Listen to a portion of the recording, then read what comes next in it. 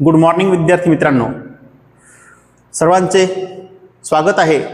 आज आपण महत्त्वाची कन्सेप्ट शिकणार आहोत, ती म्हणजे स्क्वेअर अँड स्क्वेअर रूट, जी अल्जेब्राच्या विविध एक्झाम्पलमध्ये लागत असते, पायथागोरसच्या सिद्धांतामध्ये लागत असते।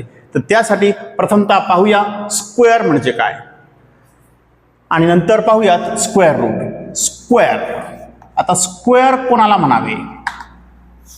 स्क्वेअरला मराठीत किंवा हिंदीत म्हणतात वर्ग। तो वर्गाची व्याख्या काय असेल? स्क्वेअर म्हणजे काय? एखाद्या संख्येला त्याच संख्येशी गुणले असता येणाऱ्या गुणाकारास त्या संख्येचा वर्ग असे म्हणतात। फॉर एक्झाम्पल, 7चा स्क्वेअर, 7चा वर्ग। आत्ताच म्हटलेल्या व्याख्येनुसार एखाद्या संख्येचा स्क्वेअर म्हणजे त्या संख्येला त्याच्याशीच गुणणे।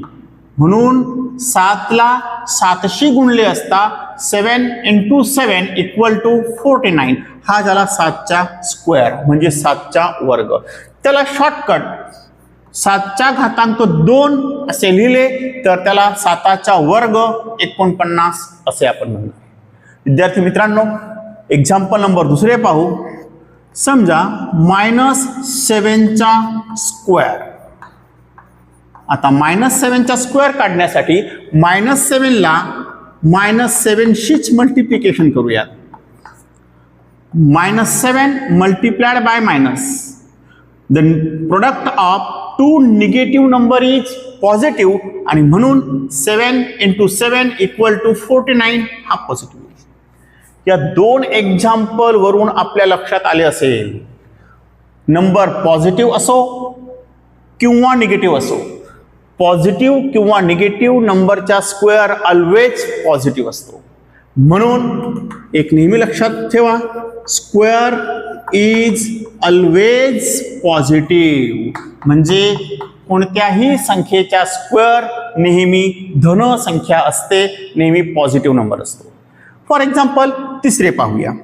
समजा दिलेला नंबर हा रॅशनल नंबर आहे, 2/3 चा स्क्वेअर काढायचा आहे। स्क्वेअर म्हणजे घातांक 2, 2/3 चे मल्टिप्लिकेशन परत 2/3 ने केले।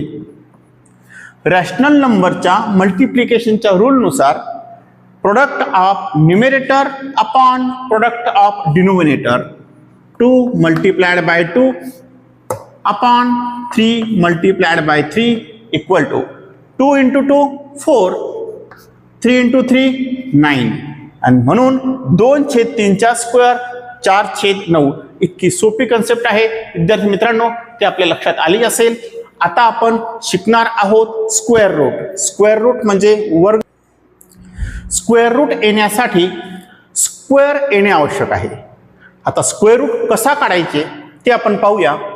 7चा स्क्वेअर 49, 7चा वर्ग 49, म्हणून 7² 49, देअरफॉर 49 चे स्क्वेअर रूट, 49 चे वर्गमूळ बरोबर 7। 7चा वर्ग 49 म्हणून 49 चे वर्गमूळ 7। त्याला चिन्हात वर्गमूळ चिन्हात लिहिता येते। या चिन्हाला म्हणतात स्क्वेअर रूट साइन, म्हणजेच वर्गमूळ चिन्ह। वर्गमूळ चिन्हात 49 चे वर्गमूळ म्हणजे वर्गमूळ चिन्हात 49 लिहिले तर याला वाचणार 49 चे वर्गमूळ, म्हणजेच स्क्वेअर रूट ऑफ 49। 49 चे वर्गमूळ 7 लिहून टाकले। परत एक्झाम्पल बघा मित्रांनो, -7चा स्क्वेअर आपण काढला होता। -7चा स्क्वेअर आहे 49, म्हणून 49 चे स्क्वेअर रूट -7। या दोन एक्झाम्पल वरनं आपल्या लक्षात आले असेल, स्क्वेअर कोणत्याही संख्येचे स्क्वेअर रूट पॉझिटिव्ह आणि निगेटिव्ह असते। म्हणून आपण 49 चे स्क्वेअर रूट +-7 असे लिहू शकतो। विद्यार्थी मित्रांनो, लक्ष द्या, कोणत्याही संख्येचे स्क्वेअर, कोणत्याही संख्येचा स्क्वेअर काय असतो? पॉझिटिव्ह, आणि कोणत्याही संख्येचे स्क्वेअर रूट पॉझिटिव्ह निगेटिव्ह असते. हा महत्त्वाचा गुणधर्म लक्षात असू द्या मित्रांनो. आता आपण काही उदाहरणं वेगळ्या पद्धतीची बघणार आहोत. संख्या जर मोठ्या असतील तर त्यांचे वर्गमूळ कसे काढावे त्यासाठी एक्झाम्पल घेऊयात. Find square root of the following number. पहिले एक्झाम्पल घेतले 1024. या संख्येचे आपल्याला वर्गमूळ काढायचे. जर लहान संख्या असेल, काहींचे लण असतील तर डायरेक्ट लिहिता येईल, परंतु जर लण नसतील, पाठ नसतील वर्ग, तर वर्गमूळ कसे काढावे त्यासाठी आपण मूळ अवयव पद्धतीने वर्गमूळ करू. प्रथमतः दिलेल्या संख्येचे मूळ अवयव पाडा. आता मूळ अवयव पाडण्यासाठी कसोट्या पाहिजेत, जे आपण मागील व्हिडिओमध्ये शिकले आहोत मित्रांनो. 1024 या संख्येच्या एकक स्थानी 4 आहे, म्हणजे 2 ने भाग जाईल, म्हणून 2 गुणिले 1024 ला 2 ने भागूयात. 2 पंचे 10, 2 एक 2, 2 दुने 4. परत 2 ॲज इट इज. 512 च्या युनिट प्लेसला 2 आहे, म्हणजे परत 2 ने भाग जाईल, म्हणून 2 गुणिले 2 एक 2, 2 दुने 4. 1 उरला, एकावर ठेवला 1, झाले 11. 11ला 2 ने भागले, 2 पंचे 10, उरला 1, एकावर ठेवला 2, झाले 12. 2 सख 12, 256. परत 2 ॲज इट इज. 2 गुणिले 2, 256. परत 2 ने भाग जातोय, म्हणून 2 गुणिले 2 एक 2, 2 दुने 4, 1 उरला, 2 आठे 16. परत एकक स्थानी 8 आला, परत 2 ने भाग जाईल, म्हणून 2 गुणिले 2 गुणिले 2 ॲज इट इज. 2 गुणिले 2 सख 12, 2 चौक 8. पुढच्या स्टेपला परत 2 गुणिले 2 गुणिले 2 गुणिले 2 गुणिले 64. परत 2 ने भाग जातो, म्हणून 2 गुणिले 2 ने भागले तर 32 येईल. परत 2 गुणिले 2 गुणिले 2 गुणिले 2 गुणिले 2 गुणिले 32 ला 2 ने भागले, 2 गुणिले 16. परत 2 गुणिले 2 गुणिले 2 गुणिले 2 गुणिले 2 गुणिले 2, 1 2 3 4 5 6, 1 2 3 4 5 6. परत 16ला 2 ने भाग जातो, परत 8 येईल, त्याला परत 2 ने भाग जाईल, मग मी यालाच 2 गुणिले 2 गुणिले 2 गुणिले 2 असे लिहून टाकले. विद्यार्थी मित्रांनो, सर्व ठिकाणी मूळ अवयव पडलेले आहेत. परत कोणत्याच संख्येचे अवयव पडत नाही. मग आता त्यांचे पेअर पाडून घ्या. 2 2च्या 2 2 2 2ची पेअर. प्रत्येक पेअर मधून एक एक संख्या लिहून टाका. या पेअर मधून 2, या पेअर मधून 2, या पेअर मधून 2, पुढच्या पेअर मधून 2, पुढच्या पेअर मधून 2. पेअर काढल्यानंतर समोर जी संख्या आहे त्यांचा गुणाकार म्हणजे त्या संख्येचे वर्गमूळ असेल, म्हणून 1024 चे स्क्वेअर रूट साइन येईल. इथं पेअर मधून संख्या काढल्यावर स्क्वेअर रूट साइन येईल, म्हणून त्यांचा गुणाकार करा. 2 दुने 4, दुने 8, दुने 16, दुने 32, म्हणून 1024 चे वर्गमूळ आले 32. विद्यार्थी मित्रांनो, आता या उदाहरणामध्ये प्रत्येक ठिकाणी 2 ने भाग गेला. काही ठिकाणी 2 ने भाग नसता गेला, आपण 3 ची कसोटी वापरली असती. 3 ने नसता गेला, 5 ची कसोटी वापरली असती. अशा प्रकारे आपण मूळ अवयव पाडून दिलेल्या संख्येचे वर्गमूळ काढू शकतो. आता बघणार आहोत दुसरे एक्झाम्पल. 1225. 1225 या संख्येचे वर्गमूळ काढायचे आहे. त्यासाठी याच पद्धतीने 1225च्या एकक स्थानी 5 आहे, म्हणजे या संख्येला 5 ने पूर्ण भाग जाईल, म्हणून 5 गुणिले 5 ने भागूयात. 5 एक 5, 5 दुने 10, 12तून 10 गेले, उरले 2, 2वर 2 ठेवला, झाले 22. 5 एक 5, 5 चौक 20, उरले 2, 2वर ठेवला 5, 5 5 25. पुढची स्टेप मित्रांनो 5 तसाच. परत या संख्येमध्ये एकक स्थानी 5 आला आहे, म्हणजे 5 ने भाग जाईल, म्हणून 5 ने भागूयात. 5 गुणिले 5 चौक 20, उरले 4, 4वर ठेवला 5, 5 9 45. पुढची स्टेप मित्रांनो 5 गुणिले 5 गुणिले 49 कोणत्या संख्येने भाग जातो?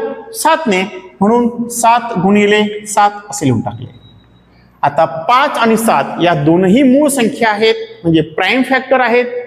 त्यांचे परत पुढे फॅक्टर पडणार नाही, म्हणून त्यांची पेयर पाडली. 5ची एक पेयर आणि 7ची एक पेयर. पेयर पाडल्यानंतर ज्या संख्या आपण लिहिणार आहेत त्या संख्यांच्या गुणाकार म्हणजे या संख्येचे वर्गमूळ, म्हणून वर्गमूळ चिन्हात 1225 square root of 1225 equal to, या पेयर मधून एक 5 लिहिला, दुसऱ्या पेयर मधून 7 लिहिला आणि त्याच्या गुणाकार आला 7 35. 35 झालेत 1225 चे वर्गमूळ. अशा प्रकारे मूळ अवयव पद्धतीने आपणास वर्गमूळ काढता येते. विद्यार्थी मित्रांनो, आता आपणास मी एक ट्रिक सांगणार आहे. जर शेवटी 25 असेल तर त्या संख्येचे वर्गमूळ कसे काढावे आणि शेवटी 5 असेल तर त्या संख्येचा वर्ग कसा करावा. सोपी ट्रिक आहे विद्यार्थी मित्रांनो, लक्ष द्या, खूप महत्त्वाचे. विद्यार्थी मित्रांनो, आता आपण शिकणार आहोत एकक स्थानी 5 असल्यास वर्ग करणे. खूप सोपं आहे मित्रांनो. समजा एक उदाहरण घेऊ. 15. आपणास 15चा स्क्वेअर काढायचा आहे. 15चा वर्ग आपण 15 गुणिले 15 करून काढता येईल, पण त्यापेक्षा सोपी मेथड शेवटी म्हणजे एकक स्थानी म्हणजेच युनिट प्लेसला 5 आहे तर त्याचा वर्ग तोंडी करता येतो. प्रथमतः दिलेल्या 5चा वर्ग करा, त्याचा वर्ग आला 25. उरली संख्या 1, उरलेली संख्या 1 आहे. 1च्या पुढचा नॅचरल नंबर 2, म्हणून 1 आणि 2चा गुणाकार केला, तो गुणाकार आला 2. हा 2 त्या 25च्या पुढे लिहून टाकला. अशा प्रकारे आपल्याला एकक स्थानी जर 5 असेल तर त्याचा वर्ग करता येतो. 15चा वर्ग 225. अजून एक एक्झाम्पल बघू विद्यार्थी मित्रांनो. 35. 35चा स्क्वेअर. एकक स्थानी 5 आहे, 5चा वर्ग 25. उरला 3. 3च्या पुढचा नॅचरल नंबर 4, म्हणजे 3च्या पुढची नैसर्गिक संख्या 4, म्हणून 3 गुणिले 4 केले, तो गुणाकार आला 12. 12 ही संख्या 25च्या पुढे लिहून टाका आणि अशा प्रकारे 35चा वर्ग झाला 1225. समजा पुढचं उदाहरण घेऊयात. 95. 95चा स्क्वेअर. आता लक्षात आले असेल 5चा स्क्वेअर 25, उरला 9. 9च्या पुढची नैसर्गिक संख्या 10, त्यांचा गुणाकार केला, तो गुणाकार आला 10 गुणिले 9 90. 90 पुढे लिहून टाकला. अशा प्रकारे एकक स्थानी जर 5 असेल तर सोप्यात सोप्या पद्धतीने आपण त्याचा वर्ग करू शकतो. आता आपण बघणार आहोत शेवटचे 2 अंक 25 असतील तर त्या संख्येचे वर्गमूळ कसे काढावे. त्यासाठी पाहूया एक्झाम्पल. शेवटची 2 अंकी संख्या 25 असल्यास वर्गमूळ काढणे. तर विद्यार्थी मित्रांनो, मागे आपण पाहिले एकक स्थानी 5 असेल तर त्याचा वर्ग तोंडी कसा करावा. आता आपण बघणार आहोत शेवटचे 2 अंक मिळून तयार होणारी संख्या 25 असेल तर त्याचे स्क्वेअर रूट कसे काढावे. म्हणून शेवटी 25 आहे, त्याचे वर्गमूळ काढण्यासाठी विद्यार्थी मित्रांनो प्रथमतः त्याला स्क्वेअर रूट चिन्हात लिहून घेतले. पाहूयात. 25चे स्क्वेअर रूट 5, 25चे वर्गमूळ 5 लिहून टाकले मित्रांनो. उरला 12. 12 ही संख्या उरली आहे. त्या 12 या संख्येची जी संख्या उरली त्याची अशा 2 क्रमागत संख्यांमध्ये गुणाकारात पेयर शोधा की दोन्ही संख्या लगतच्या असतील. आता 2 गुणिले 6 केला तर 12 येतो, मात्र 2 आणि 6 या लगतच्या संख्या नाही. तर विद्यार्थी मित्रांनो, आपण जर 3 गुणिले 4 3 मल्टिप्लाइड बाय 4 केले तर या दोन्ही क्रमागत संख्या आहेत, कॉन्सिक्युटिव्ह नंबर आहेत, म्हणून ही पेयर विचारात घेऊया. या पेयरमध्ये जो छोटा नंबर असेल 3 आणि 4 याच्यामध्ये स्मॉल नंबर 3 आहे, म्हणून पुढे 3 लिहून टाकला. अशा प्रकारे 1225चे वर्गमूळ 35 आले मित्रांनो. पुढचे उदाहरण पाहूया. उदाहरण नंबर 2. आपण 15चा वर्ग केला 225, 35चा केला 1225, 95चा आला 9025. बघूयात उदाहरण तेच परत क्रॉस चेक करू. 9025 या संख्येचे वर्गमूळ काढायचे, म्हणून त्या संख्येला वर्गमूळ चिन्हात लिहून घेतले. एकक स्थानी आणि दशक स्थानचा अंक मिळून तयार होणारी संख्या 25 आहे. 25चे वर्गमूळ 5. पुढे उरला 90. 90चे असे दोन फॅक्टर सांगा की दोन्ही कॉन्सिक्युटिव्ह नंबर असतील तर त्या संख्या येतात 9 गुणिले 10, 9 मल्टिप्लाइड बाय 10. या दोघांमध्ये 9 आणि 10 मध्ये 9 हा लहान नंबर आहे, छोटा नंबर आहे, म्हणून 9 याच्या पुढे लिहून टाकला. अशा प्रकारे 95 हे याचे वर्गमूळ झाले. परत उदाहरण पाहूयात. 15चा वर्ग 225, तर 225चे वर्गमूळ तोंडी कसे काढावे. 225 स्क्वेअर रूट साइन मध्ये 225 लिहून घेतले. 225चे एकक दशक व एकक स्थानची संख्या मिळून 25 तयार झाला. 25चे स्क्वेअर रूट 5, उरला 2. अशा दोन संख्यांच्या नैसर्गिक संख्या सांगा लगतच्या की त्यांच्या गुणाकार 2 येतो. त्या संख्या आहेत 1 गुणिले 2. 1 गुणिले 2 केले, 2 आला. त्या दोन्ही क्रमागत संख्या आहेत, त्यापैकी लहान नंबर 1 म्हणून पुढे 1 लिहून टाकला. अशा प्रकारे 225चे वर्गमूळ 15. तर विद्यार्थी मित्रांनो, एकक स्थानी 5 असल्यास वर्ग कसा करावा, तसेच शेवटची 2 अंकी संख्या 25 असल्यास वर्गमूळ कसे काढावे हे आपण पाहिले. सर्वांना वर्ग आणि वर्गमूळ टॉपिक समजला असेल, आवडला असेल तर व्हिडिओला लाईक करा आणि मित्रांना शेअर करा, तसेच सबस्क्राईब करायला विसरू नका. मित्रांनो,